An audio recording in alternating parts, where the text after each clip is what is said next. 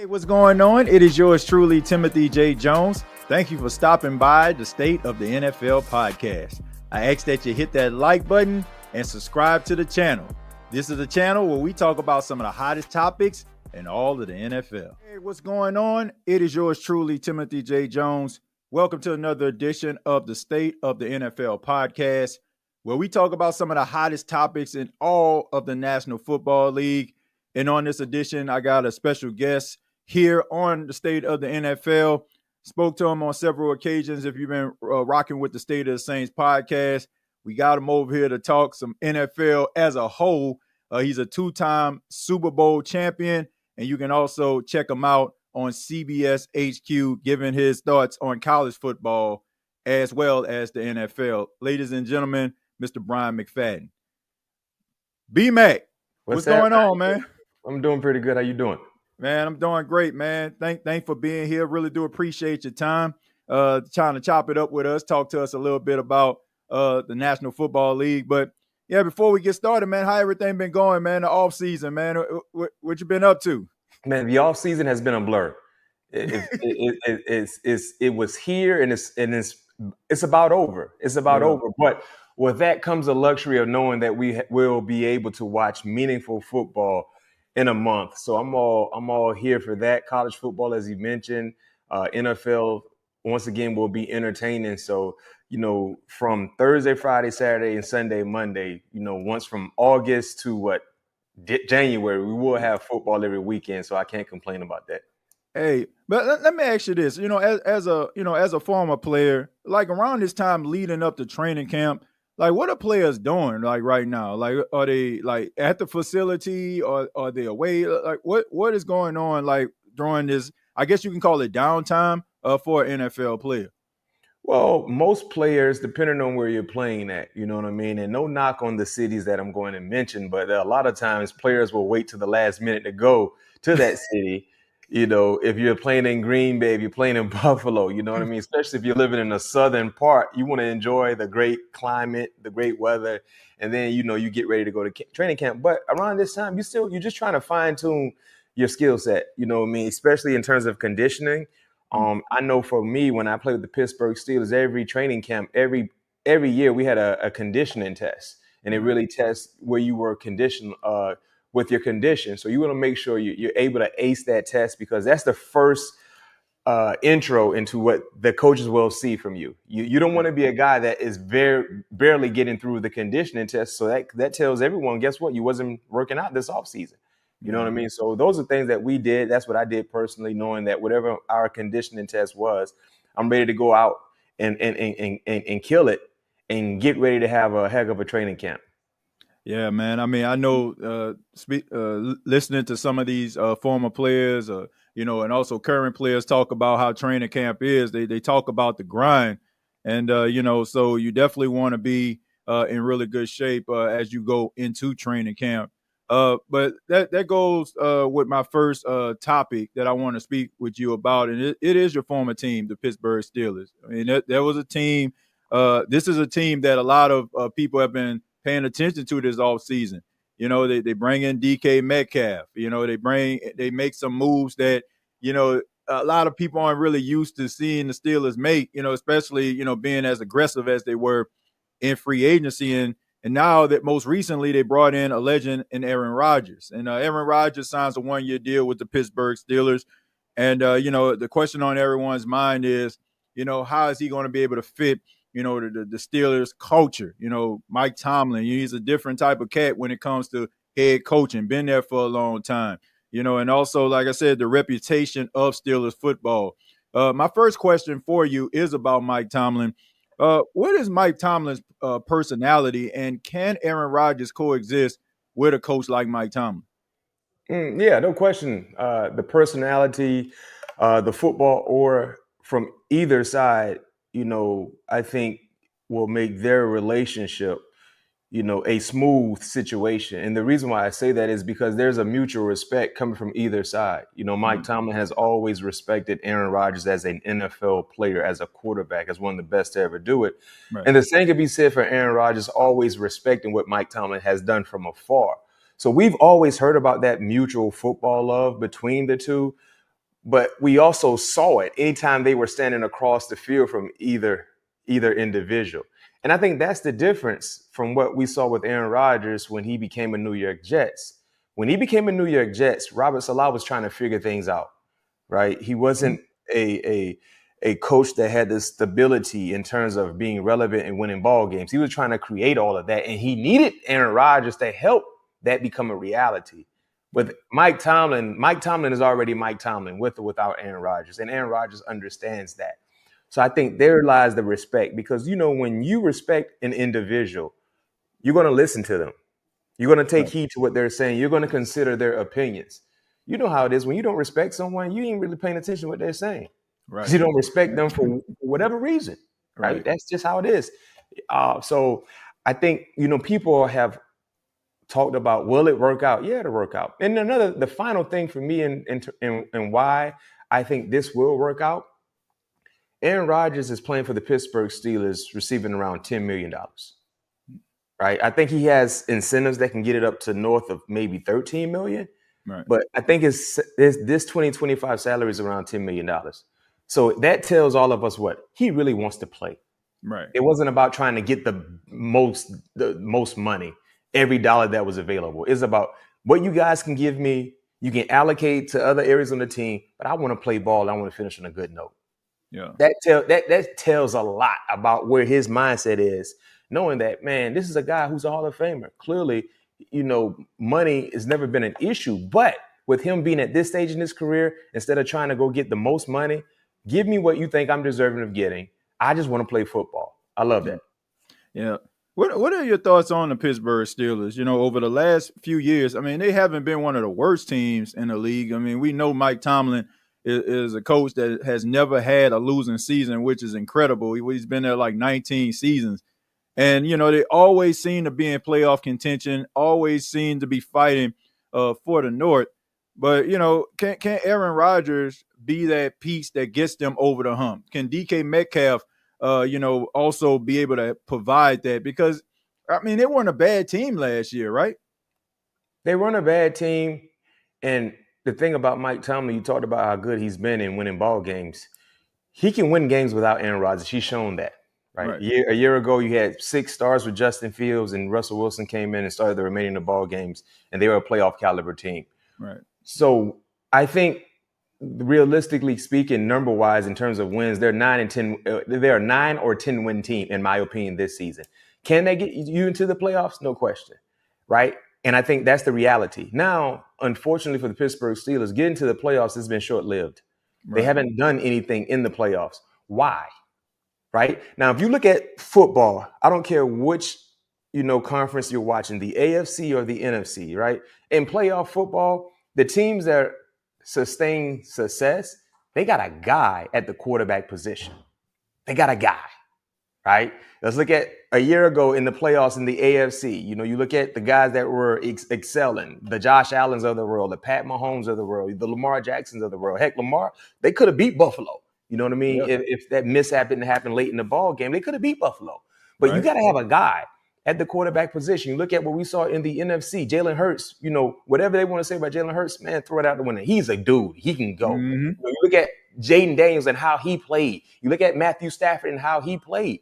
You got to have dudes at the quarterback position. Unfortunately, in past situations, playoff-wise, TJ, Pittsburgh didn't have a dude at the quarterback position.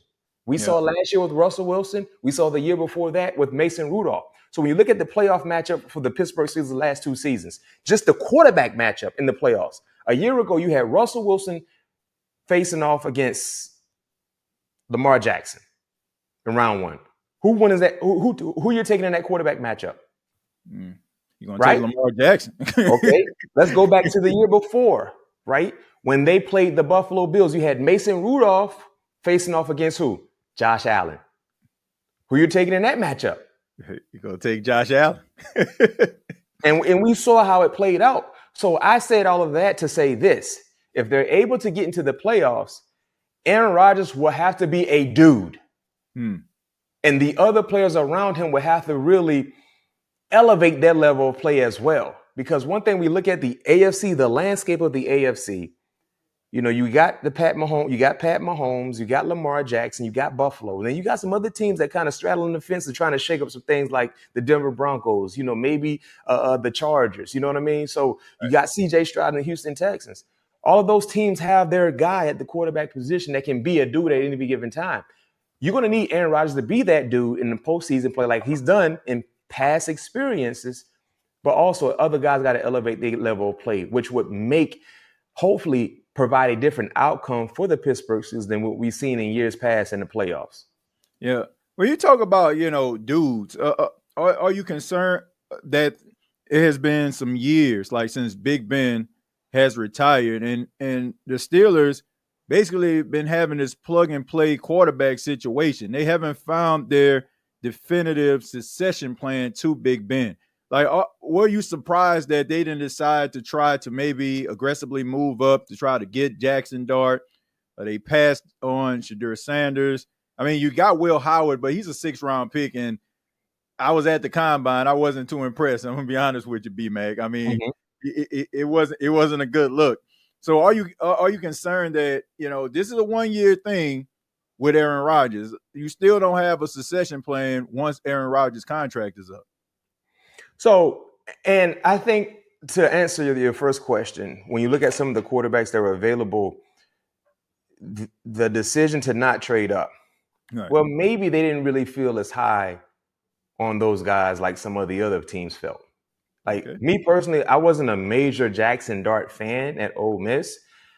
And the reason why is because I felt like he was a bit up and down in terms of elevating the others around him when you look at the talent that was already around him, right? So if you're Pittsburgh, if you draft, let's say hypothetically speaking, if they traded up to draft a guy like Jackson Dart, what does he give you this year? Right. Good point. What does he give you this year? And do you believe he has the mentality and the skill set that could eventually emerge to be that guy? Or if you say, you know what, it's going to take a lot to go get one of these guys compared to where we are. It's going to take a lot. And if we stay put and we take him, how much better will he make us this year? And then, of course, what will he help us do the following years? So, and then you look at the Kenny Pickett effect. Remember when they took Kenny Pickett, it wasn't like the consensus was all around like, yeah, that's the guy. It was almost like we were reaching for a quarterback, so we really need one, so we reach for one. Good point. So maybe that played a mindset in them passing up and taking a guy like a Jackson Dart or whoever was available and say, you know what, let's address other areas on our team that can actually help us. We go see what veteran could be available, and then let's worry about this year. And then next year, when you look at the slew of picks they have, and I know there are a lot of people who are saying that this upcoming quarterback class for 2026 is much deeper than what we saw in 2025. And I tend to agree with that to a split. But if you're Pittsburgh, you got a slew of picks, right, TJ? The draft is happening in Pittsburgh. There could be a guy they could identify and say, you know what? That's the face of our franchise. Right. That's what we want. So yeah. I mean, I agree. You definitely don't want to reach for a quarterback.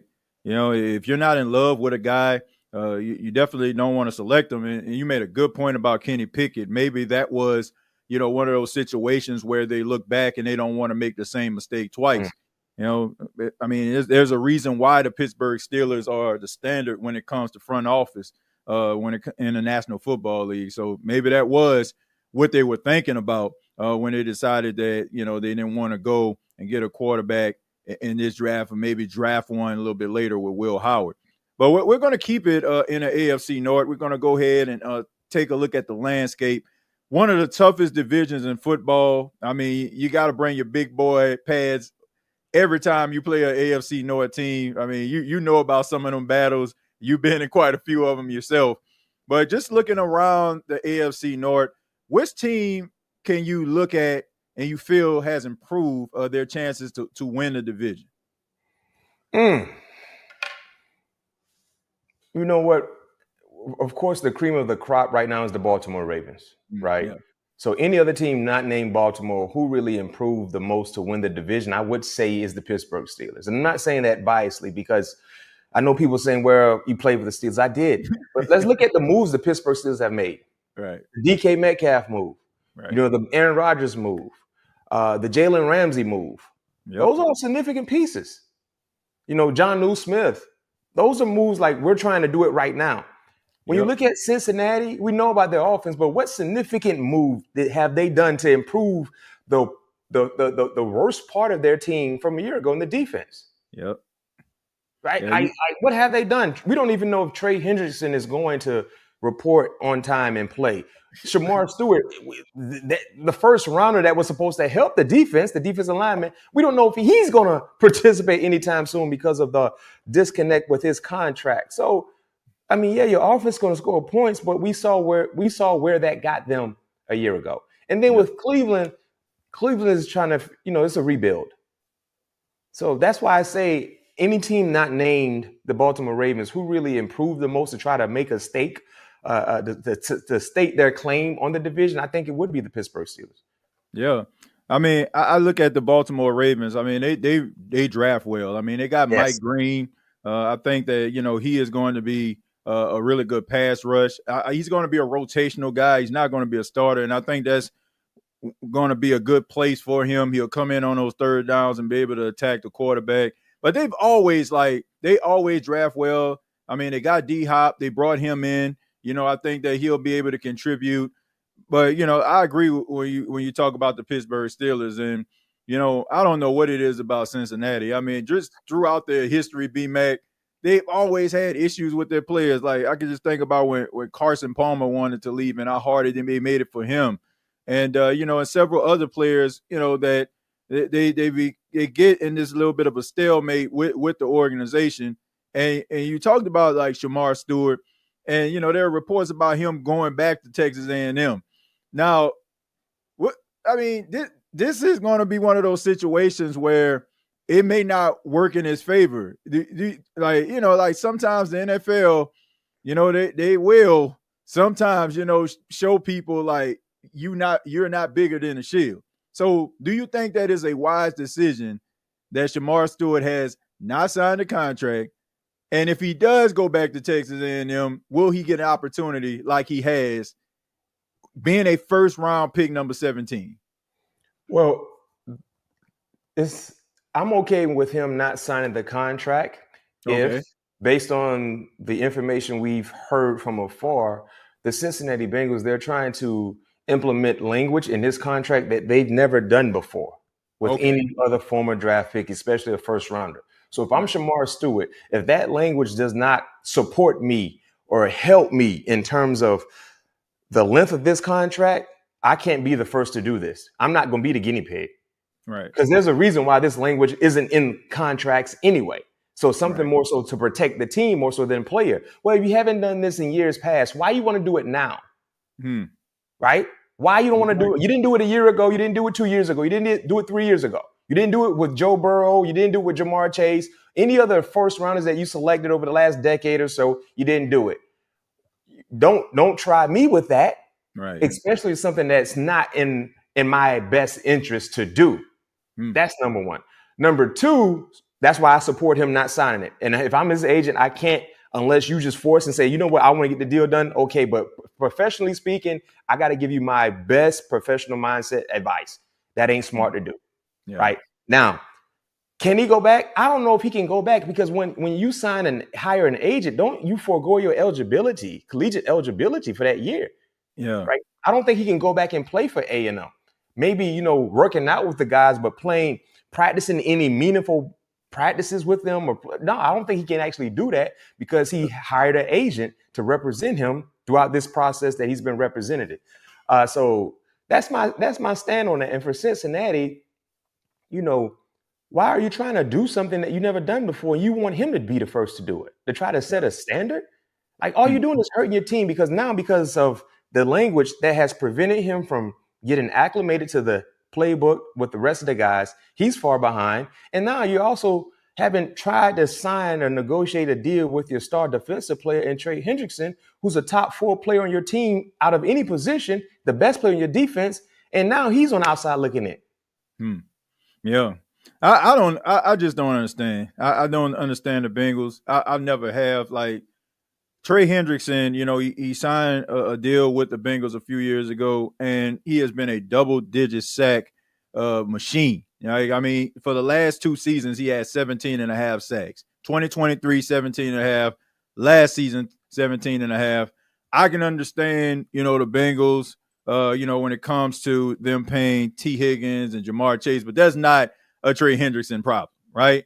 And as far as Shamar Stewart, I agree. I don't see anything wrong with it. But B-Mac, we have seen some things that have happened when it comes to some of these players and contracts where the NFL will, try to show them, I guess, they're not bigger than a shield.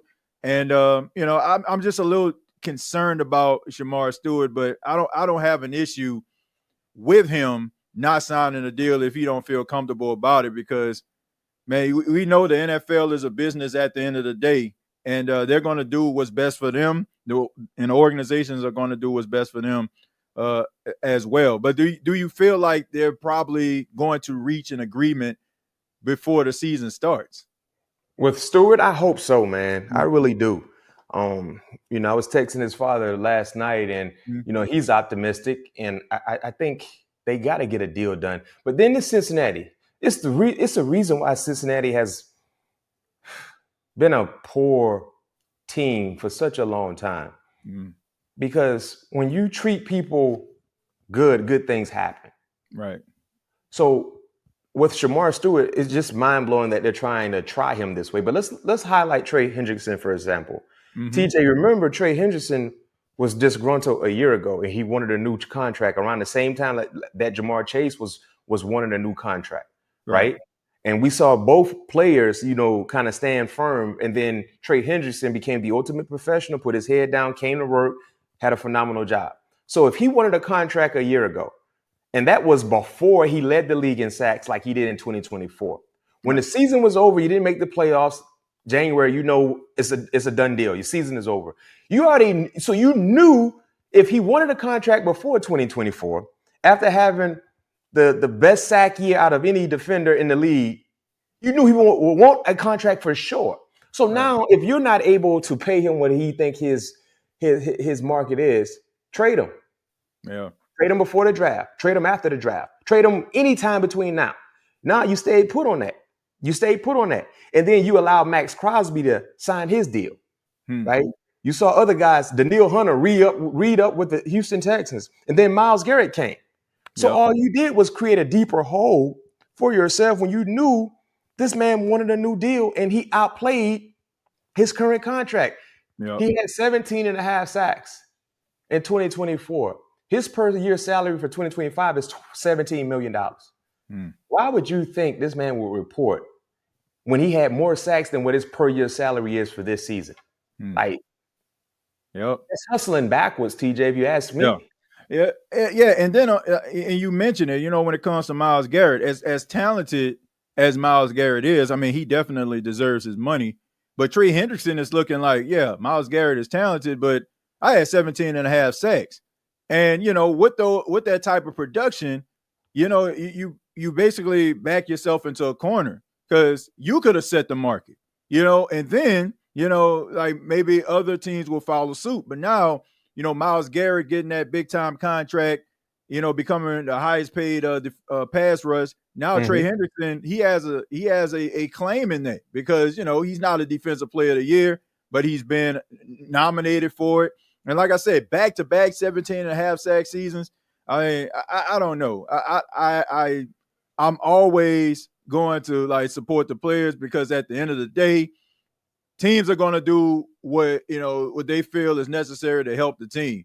I just look at it. How many players who go out there, do what Trey Hendrickson did, and they don't leave the season unscathed, right? And then the next thing you know, when they go into negotiations, and all of a sudden we got to take that into consideration. So, man, hopefully they can get the deal done with both guys because you mentioned you have a high-powered offense in Cincinnati, but defensively, I mean, you can't stop anybody. So you're going to need those two guys to be rushing the passer in order for, you to be able to get the ball back to the offense with Joe Burrow.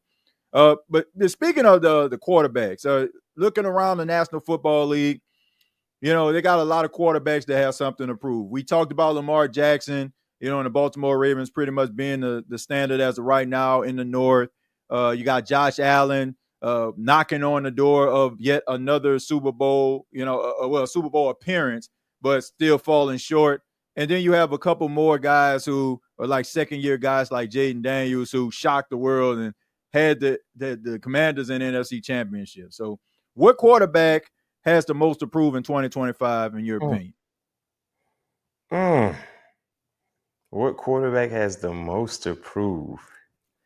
I mean, they got a lot. I mean, you can throw Joe Burrow in there as well. It's a lot. Yeah, it is. This is oh man, that's a good, because you look at the quarterback star power, it's plentiful. It's a lot, and I'll say this, and when I say most to prove, I think I tie this to championship aspirations. Right. For me. Now, as an individual, he's already a made man. You don't question where he is in terms of ranking, category, tiers. He's already a made man. But in terms of championship aspirations, I'll say Josh Allen. I'll say Josh Allen. And the reason why I'm going Josh Allen, and I know some people would say, well, what about Lamar Jackson? I mean, Lamar Jackson could be in that same neighborhood, but Josh Allen beat Lamar Jackson a year ago. Yeah. And when you look at Josh Allen's team in terms of what they've done to add more arsenal to their weaponry, I think they've gotten better. You bring in Bosa, you look at some of the Maxwell Hairston, the first rounder from Kentucky. Yeah. You look at, bringing in Palmer, help with the offense. I mean, they have some nice pieces there, along with adding more bulk to the defense. I mean, and then look at what he did a year ago. Had a great year, regardless if you thought he was the best player or not. He won the MVP, and he outperformed Lamar Jackson in the playoff game as well. So now it's about it's that time to get it done, to get to a Super Bowl, just to get there. You know what I mean? Like getting there. That has been a hard thing to do for guys not named Pat Mahomes in the AFC. Yeah. So in terms of most to prove, I'll say it's a guy like Josh Allen because of the championship-like pedigree that we know he has. Right. And if you want to go Lamar Jackson, I'm okay with that. But the same issue for Lamar Jackson is basically the same issue for Josh Allen, finding a way to beat the man in the playoffs. Yeah. And Pat Mahomes. Yeah. Look, when it comes to Josh Allen, I mean, I know this is his 8th season. And, I think about like some of the quarterbacks that had a tough time. Like a lot of people don't realize, like it took Peyton Manning like 8 seasons in order for him to break through, he kept on getting knocked down by Tom Brady and the New England Patriots, despite what Indianapolis often looked like, and, I look at Josh Allen, I think that, he definitely needs a championship in order for him to solidify himself. But what are your thoughts on that? I know a lot of people feel like a championship is the one thing that makes a quarterback stand the test of time. Do you feel like, he has to win a championship this year in order for him to not just to be looked at as, like some of these quarterbacks that we see in the past, put up big numbers, probably been one of the best in their generation, but, probably end up being a footnote. Do you think he needs a championship? Yeah, he needs a championship. Now, and I'm just speaking on just the aura of football conversations. When we have conversations about who is ranked where, who is this, who is that, and when you have been considered either the best player in your position or one of the best, what actually, adds icing on top is, did he win that Lombardi? You're a New Orleans Saints fan. How would you look at Drew Brees if he never won a Super Bowl? I mean, B-Mac, okay, that's a little tough. I'm gonna tell you why, right? I'm gonna tell you why. Because the Saints historically have been terrible. And Drew Brees, I mean, the numbers that he put up, the things that he did, pretty much made him like the top quarterback in the history. Like, his first 5 years, like, basically made him the best quarterback in Saints history. Now, would he be revered among like Saints fans the way that he is right now? Probably, but not as much. But I look at like Josh Allen, as great as he is, he's getting compared to somebody, Jim Kelly. Like, Jim Kelly was a great quarterback. He went to the Super Bowl 4 times. They lost, but he still got there. So when I look at Josh Allen, I look at him like being compared to Jim Kelly, and him like maybe like surpassing Jim Kelly if he ends up winning the Super Bowl. Like, looking at Drew Brees, like, the Saints were terrible, man. I'm gonna keep it 100. They were terrible. So just Drew Brees' mere existence, he's going to be revered. But when it comes to Josh Allen, I just think that he's being compared to one of the greats. And Buffalo had that reputation, man. You know how it was in the 90s, man. There was that really good football team knocking on the doors. They got to the Super Bowl just to get slapped down by the Giants and by the Dallas Cowboys. But, I just think that it's a little different when it comes to the Saints and Buffalo. But I do feel like he's being compared to what Jim Kelly did. And if he's not careful, he can end up being a modern day Jim Kelly. So the reason why I asked you that question, because I agree with you with Drew Brees. Regardless if he won a Sticky Lombardi or not, he's going to be looked at as an all-time great by New Orleans Saints because of the situation he embarked in on. They were horrible. The body didn't have a pulse when he got to New Orleans. Yeah, mm-hmm. He didn't have a pulse at all. But his individual success led to team success, which made something happen that no one thought could happen in winning a Sticky Lombardi. He exceeded the expectations. Drew Brees' entire career, from being a second-round pick to basically being forced out of San Diego, not knowing if he ever can overcome that injury, to doing what he did, he outkicked his coverage. That's why I believe he's an all-time great. But it's something about quarterbacks. When you're a first-round selection, when you're a high first-round selection, when you have been anointed or deserving of being called one of the best to ever do it at your position throughout your era, it's something about you where we want to see you get to the ultimate opportunity, which is a Super Bowl. Yeah.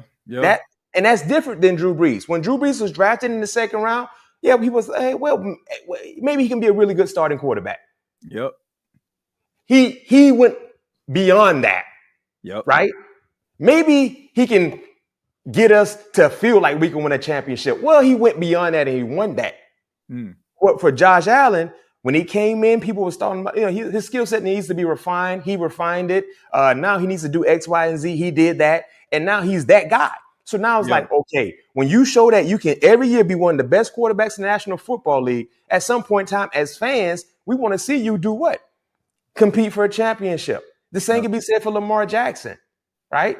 And the issue between, and this is what I say all the time about quarterbacks. Look at the quarterbacks that have been to Super Bowls, right? You have Matthew Stafford, you have Pat Mahomes, you have Jimmy Garoppolo, and I'm just talking about as of late. Right, Jalen Hurts, Brock Purdy. Look at the names that we're naming now. Yeah, look at the names we're naming.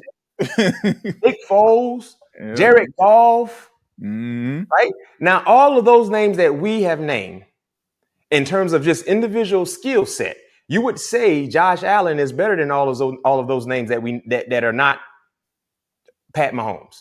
Right, I agree.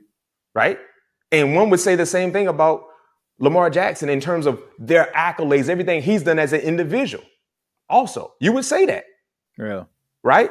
So now when you look at that, when you've been that good, it's like, what do you give us in 5-star opportunities? And Mike Tomlin used to tell us all the time, TJ, this is a 5-star matchup, so I need my 5-star players to deliver a 5-star performance. Yeah.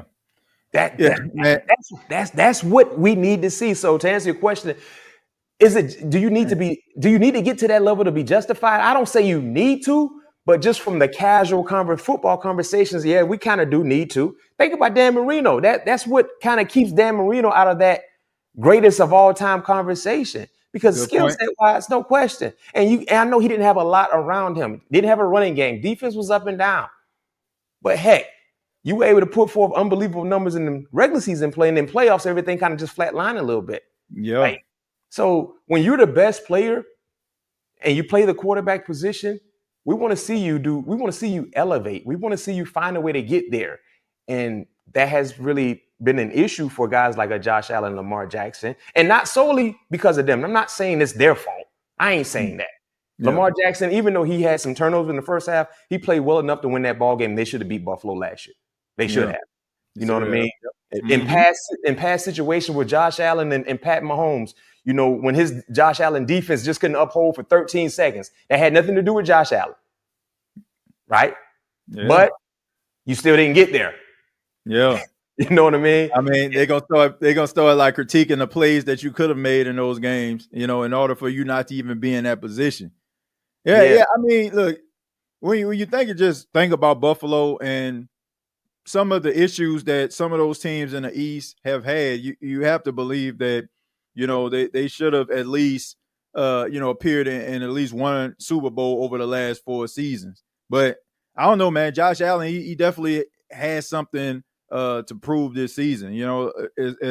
As great as he's been, he's a league MVP. The numbers are great athleticism. I mean, big arm. Everything. Like none of that stuff means nothing if you're not winning that ultimate goal. And also, too, just being in the AFC, it hurts because now you got to see that man in Pat Mahomes in late January when it's all said and done. And Andy Reid, and teams in the NFC, like we mentioned, they didn't have to worry about seeing that until they get to the Super Bowl. Right. All right. Yeah. Okay. So my final question for you, is about the second year quarterbacks. All right. I mentioned Bo Nix. We talked about Jaden Daniels, Caleb Williams. What's one of these second year quarterbacks do you feel like it will take that step forward? I mean, Jaden Daniels, I mean, he played like probably we never seen a young player play. Probably you have to go back maybe Cam Newton or something like that, like the numbers like he put up and the way that he played. But even that, I mean, Cam Newton didn't appear in the NFC Championship game. But looking at some of these second-year guys, you can throw J.J. McCarthy out in there out of Minnesota as well. Which one of those guys do you look forward to seeing possibly take a step forward or even like, just expand their game in year 2? To exclude Jaden Daniels, as you mentioned, TJ, I'm going to go Bo Nix. I'm going to go Bo Nix. Okay. And here's why. Sean Payton. You know how masterful Sean Payton is in terms of development, offensive structure, and execution. He is still him from the offensive side. That's one thing. Then you look at the growth for Bo Nix a year ago, how we just saw the maturation process for him, being able to do what he did, win the job in training camp, preseason, led his team to a playoff opportunity, and really became a really good thrower of the football. Yeah. But also the element that I love about Bo Nix, similar to what Jaden Daniels has, the ability to become a +1 in the running game.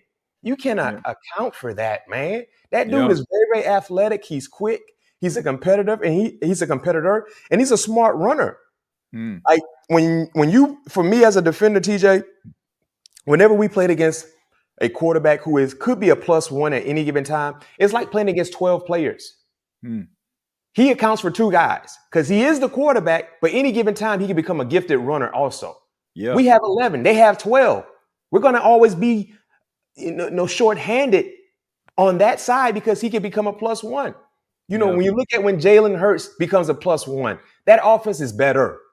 Yeah. It's better. When Josh Allen becomes a +1, that offense is better. When Jaden Daniels did what he did a year ago, becoming a +1 in the running game, it's better. And we saw that with his ability to extend plays and become a +1. And then they've added more talent to their team to help his development. So, I'll say this, when you look at the year 2 quarterbacks, outside of when it comes to J.J. McCarthy, yes, his year 2 was almost like his year 1 for him because he didn't play 1 snap. Right, that's true.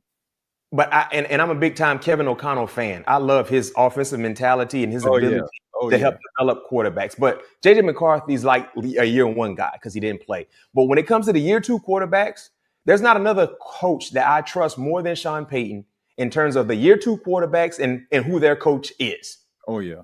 Yeah.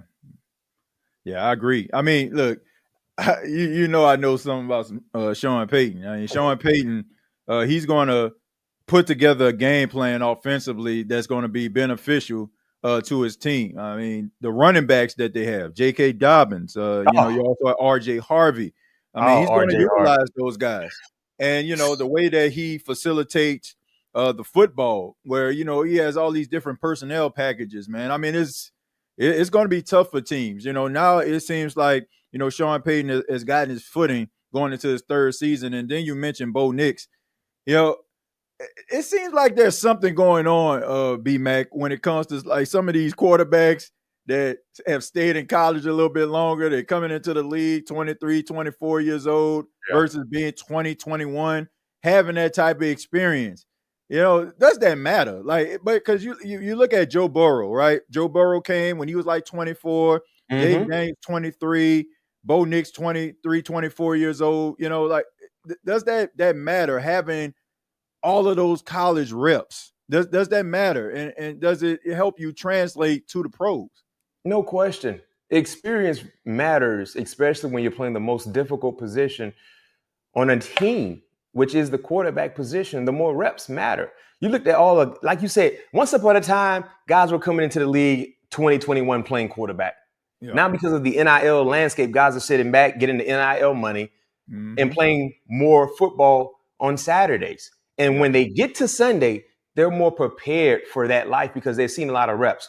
You talked about it, the quarterbacks that Jaden Daniels played a lot of football. Remember, he was a first-year starter at Arizona State.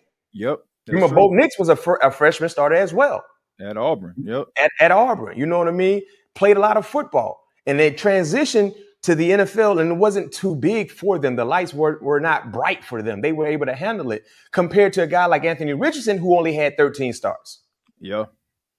And in those 13 starts, we saw ebbs and flows with his ups and downs. Yeah. Ups and downs. You remember Bo Nix, his freshman year, bam, showed flashes. Every other year before he transferred to Oregon, he was up and down. They had a nickname for Bo Nix, Bad Bo, Good Bo. Right? But then when he went to Oregon, he was able to hit that level of consistency, which was needed for him to elevate to become the player that he was at Oregon that led to him being a first rounder. So yes, those reps matter, especially when you're playing quarterback. You need to see a lot. You need, look at all the football that Jalen Hurts played at Alabama, then moving to Oklahoma. That helped. And that's why I felt like the Colts mismanaged Anthony Richardson, because you knew this man lacked reps. Only had 13 starts in college, and those 13 starts was not like a Cam Newton 13 starts. Yeah. Where you knew he was the best player, not just on his team, but in college football. Yep. No, he was inconsistent. But then when you draft him top 5 and you say, here are the keys. Well, he hasn't even gotten his license yet. He still has his driver's permit. Where do you think he going? No, get on the interstate and drive. And you better get us where we need to go in a timely fashion. Oh, man didn't even pass the driver's license test. Right. So when he don't get you where you need to go, give me the keys back. Well, you didn't exercise patience because he needed that. Yeah. I mean, that used to be the thing back in the day. When you used to draft a quarterback, you had him sitting on the bench for a year or two. I feel like that helped Jordan Love, in my opinion. He wasn't just that first year starter, because if you look, when he did get thrust into the lineup, rather it was, late in games, or maybe Green Bay had something sold up. He didn't look the part. You can tell like there was some growing pains there. But sitting on the bench for those couple seasons behind Aaron Rodgers, as soon as Aaron Rodgers left, I mean, look at Jordan Love. I mean, he was ready to rock and roll. I just think that, getting these college players, these young players prepared for what's going to they're going to be facing throughout the season, I think is going to be beneficial to them. And I think that's the reason why you're seeing some of these quarterbacks that's coming in a little bit more polished with a lot of collegiate quarterbacking experience have been hitting the ground running, no doubt about that. But B-Mac, I want to say thank you so much for stopping by the State of the NFL, man. I really do appreciate it. Let everybody know how they can get in touch with you, my man. Yeah, man. BMAC_sports talk. That's my name on all social media handles. Hit me up, X, Instagram, Facebook, man, the whole 9. I'm doing the same thing you guys are doing. getting ready for my fantasy drafts, getting ready for this college football, getting ready for this NFL football to take off. Training camp is right around the corner. So I have the same regimen that most of you guys have right now, guys and girls have, as we get ready for this upcoming football season. It's going to be entertaining, man. It's always a pleasure jumping on with you as well, TJ, man. Keep doing what you're doing. All right, man. I appreciate it, man. Thank you so much. Look forward to your takes on training camp as well as the regular season, college, and the NFL. See you down the road, man. Yes, sir.